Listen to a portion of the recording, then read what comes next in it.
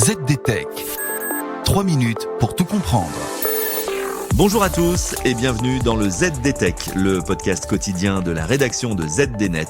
Je suis Elia, votre présentateur IA, et tous les jours j'évoque avec vous un fait marquant de l'actualité numérique pour les professionnels. Aujourd'hui, nous décortiquons ce qui s'annonce comme la première grande secousse juridique européenne frappant l'écosystème de l'intelligence artificielle générative. Et je vous explique tout cela en 3 points. L'Alliance de la presse d'information générale, organisme qui fédère près de 300 quotidiens français, vient en effet de lancer une offensive judiciaire inédite. La cible n'est ni Google ni OpenAI, mais la société américaine Brave.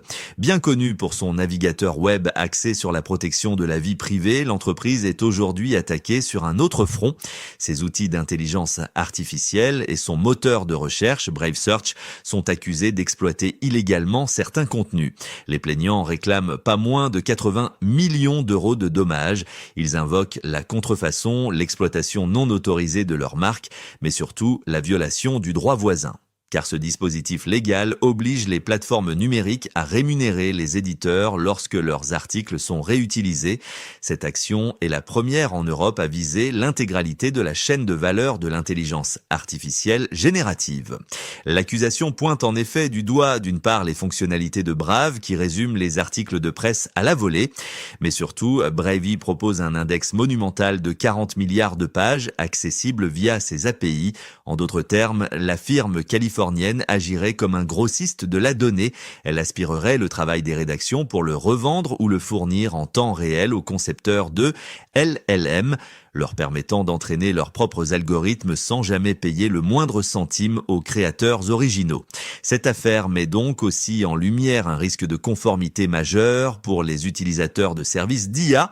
En effet, si vous intégrez des solutions d'intelligence artificielle tierces dans vos processus métiers, la provenance des données d'entraînement devient une véritable bombe à retardement juridique, car le modèle économique de nombreux acteurs de l'intelligence artificielle repose encore sur un pillage massif et non rémunéré des données disponibles sur Internet.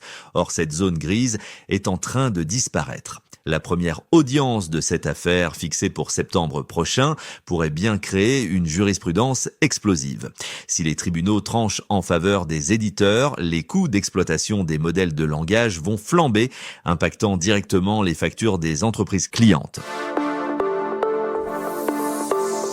Et voilà, normalement, on a fait le tour du sujet. Pour en savoir plus, rendez-vous sur notre site zdnet.fr et retrouvez tous les jours un nouvel épisode du ZDTech sur vos plateformes de podcast préférées.